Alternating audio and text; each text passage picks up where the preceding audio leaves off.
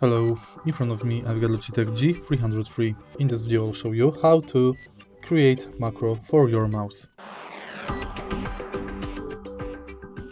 In the beginning, make sure that your mouse is connected with your PC, and now select it. Go to Assignments and Macros. Create new macro, name the macro,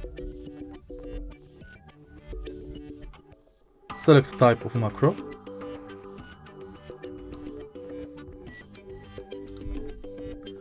and now start.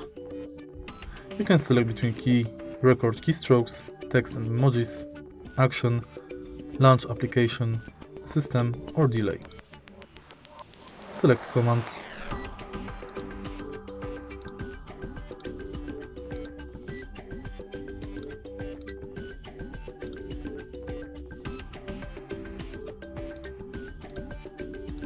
And after your macro is created, select Save. If you find this video helpful, please leave like, comment and subscribe.